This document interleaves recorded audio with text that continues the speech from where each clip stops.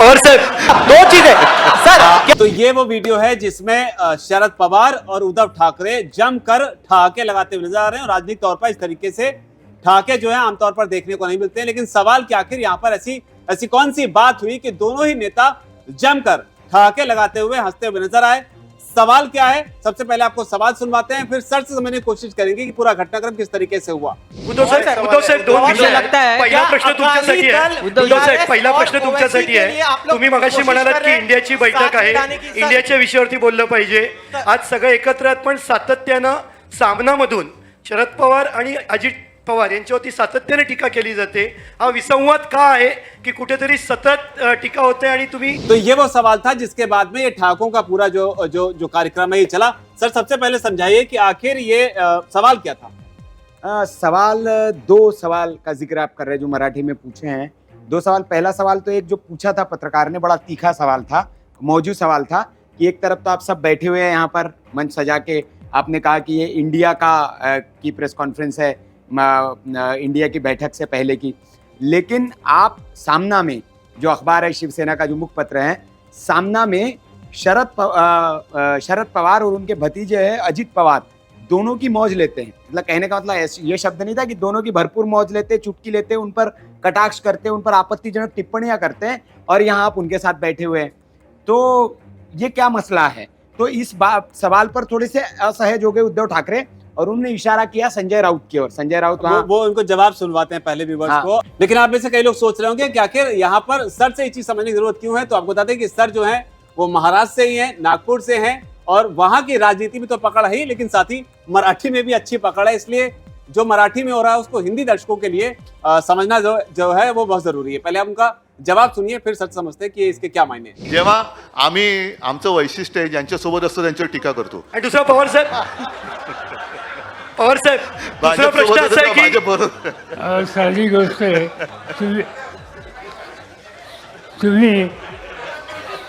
तुम्ही तुमच्या मीडियातनं टीका केली म्हणून आम्ही काम करायचं थांबवायचं का? तुम्ही तुमचं काम करा, आम्ही आमचं काम करतो। पण पवार साहेब शिवसेनेचे नेते मागणी करतात की उद्धव ठाकरेंना पंतप्रधान पदाचा उमेदवार म्हणून घोषित करावं। जातो उद्या शपथ घेतो। पवार साहब दो चीजें सर। तो ये था उद्धव ठाकरे का वो जवाब। सर उद्धव ठाकरे यहाँ पर क्या समझाना चाह रहे हैं, और शरद पवार भी चीजें कुछ बोल रहे हैं। हाँ, नहीं, उद्धव ठाकरे असहज हो गए, लेकिन जवाब तो देना था।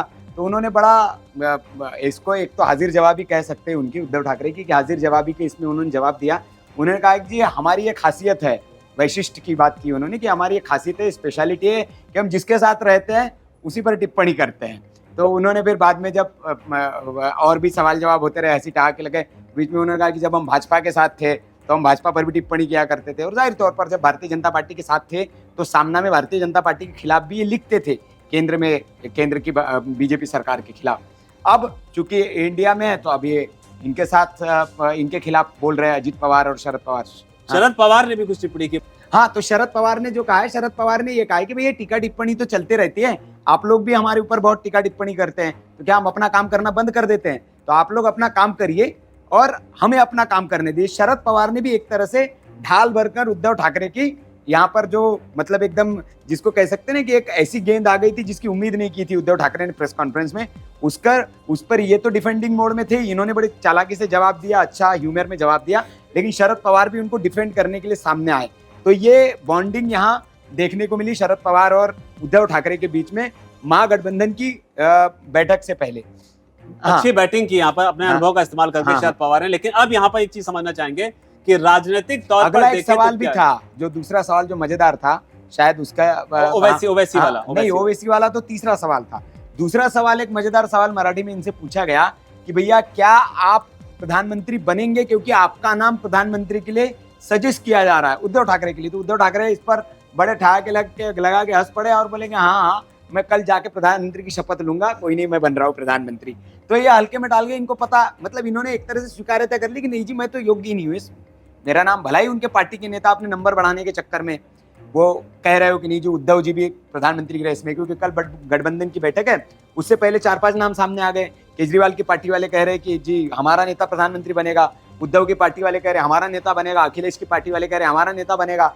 तो सब लोग हमारा नेता कह रहे हैं, लेकिन उद्धव को पता है कि मैं उस योग्य नहीं हूं, तो उद्धव ने प्रेस कॉन्फ्रेंस में बड़े हल्के मूड में कहा कि आजी मैं तो कल ही जा रहा हूं बनने, शपथ ले लेता हूं मैं, क्योंकि उनको पता है कि इनका सामर्थ्य भी नहीं है, इनको समर्थन भी नहीं मिलेगा। तो बड़ा एक्सेप्टेंस, मतलब अच्छा एक्सेप्टेंस है कि उन्होंने कह दिया कि नहीं जी, मतलब एक तरह से कह दिया कि ये तो हंसी मजाक वाली बात है। और ये प्रियंका चतुर्वेदी को जवाब है कि ऐसे मत बोल दिया करो यार, मतलब कुछ तो सोच के बोलो कि हमारा नेता प्रधानमंत्री बनने के लायक है, या राज्य के मुख्यमंत्री रहे हम ठीक है, लेकिन किन परिस्थितियों में रहे। तो ये अपने नेताओं को भी उन्होंने जवाब दिया कि कुछ भी मत बोलो, सोच समझ के बोलो। एक चीज यहाँ पर और समझना चाहेंगे कि राजनीतिक प्रेस कॉन्फ्रेंस में एक बाउंसर आ गई, हाँ। उसको हंसी ठिठोली के साथ में, स्ट्रेटजी के साथ में एक डैमेज कंट्रोल कर लिया, करे मैनेज कर लिया। लेकिन अगर राजनीतिक लिहाज से समझें तो ये बात तो सच है कि सामना में शरद पवार के खिलाफ जो है वो लिखा जाता है, और शरद पवार की अभी हाल फिलहाल में जो खबरें आई उसमें मोदी के साथ में नजदीकियां भी खबरों में रिपोर्ट हुई है। तो अगर उस लिहाज से देखें तो इंडिया गठबंधन की कल जो बैठक होनी है, उस हिसाब से पूरा गणित किस तरीके से आप देखते हैं? नहीं देखिए, इंडिया इकट्ठा तो हो रहा है, बहुत अच्छी बात है। मुझे एक कुमार विश्वास की एक बात याद आती है, जब भी वो हंसी मजाक में जब मंचों पर होते हैं तो वो कहते हैं कि ये कई बार जमा हो चुके हैं। कर्नाटक याद कर लीजिए, वहां पर भी ये जमा हुए थे, कई बार जमा हुए थे, लेकिन उन्होंने कहा कि ये फ्यूज बल्बों की झालर है, ये जल नहीं सकती इकट्ठे जब लाइन में इनको लगा दिए जाएंगे। अपने अपने राज्य में अलग अलग जल जाएंगे, लेकिन जैसे ही इनको सीरियल में आप लगा देंगे तो एक फ्यूज बल्बों की झालर बन जाएगी, जल नहीं पाएगी, कनेक्शन ही नहीं बनेगा इनका। और ये बात सत्यता है। अभी देख लीजिए आप, अभी तो दूसरी बैठक से पहले ही समाजवादी पार्टी का अपना वो है अलग, आम आदमी पार्टी से इधर खबर आ रही है कि उनके मतभेद सामने आने लग गए। वो कह रहे हैं जी पंजाब में हम अलग बात कर रहे हैं, छत्तीसगढ़ में अलग बात कर रहे हैं। तो ये इनकी वैचारिक मत भिन्नताओं के बीच में इकट्ठे तो हो जाते हैं, लेकिन जब सत्ता की बात आती है, क्योंकि सबको सीटें चाहिए। चुनाव जब आप लड़ने के लिए मैदान में उतरते हैं तो आपका अपना काडर है, जनाधार है, आपके अपने नेता है और आपकी अपनी एक सीट है। उस सीट पर एक ही व्यक्ति चुनाव लड़ सकता है, और जब 27 लोग साथ में आएंगे, 27 पार्टियां साथ में आएंगी, तो 27 उम्मीदवार नहीं उतर सकते। उस सीट पर एक ही उम्मीदवार उतरेगा और 26 पार्टियों को त्याग करना पड़ेगा। किसी एक पार्टी का उम्मीदवार वहां से उतरेगा तो वो 26 पार्टियां क्या वो त्याग कर पाएगी? और ये त्याग बहुत बड़ा होगा, और ये त्याग मैं नहीं समझता हूं कि कोई भी पॉलिटिकल पार्टी इतना बड़ा त्याग कर पाएगी। और सबसे बड़ा त्याग इसमें तो कांग्रेस को करना पड़ेगा, और ये संभव ही नहीं है, क्योंकि हर राज्य में ममता बनर्जी झुकेगी नहीं। बंगाल में वो कहेगी सबसे ज्यादा सीटें मुझे चाहिए। सीट बंटवारे पे जब बात आएगी तो आप देखिए फिर इंडिया जो है I.N.D.I.A वाला जो इंडिया है फिर अलग अलग हो जाएगा, क्योंकि सीट पर बहुत सारी मतभिन्नताएं होगी। कहीं कहीं जगह अभी भी मतभिन्नताएं हैं, लेकिन एक साथ में आकर एक प्रेशर पॉलिटिक्स बनाने का है। इससे पहले भी आए हैं कई, और उम्मीद करते हैं कि एक साथ आए, लड़े तो कम से कम दमखम से जवाब तो दिया जाएगा, लेकिन संभावनाएं बहुत कम है। तो ये ठीक है, अभी कह रहे हैं, और जिस तरह से बातें आ रही है, सीट बंटवारे की जब असल बात आएगी उस पर क्या होता है वो महत्वपूर्ण होगा। तो सीट बंटवारे को लेकर जो है क्या होता है वो महत्वपूर्ण होगा, और साथ ही वो एक अनार जो पीएम पद का है उसके लिए जो 1000 बीमार खड़े होते हैं उसका क्या होगा। इसके अलावा इस प्रेस कॉन्फ्रेंस में अकाली दल और ओवैसी का भी जिक्र हुआ, जो अभी तक इस गठबंधन से के बाहर है। इसे लेकर शरद पवार ने जवाब दिया।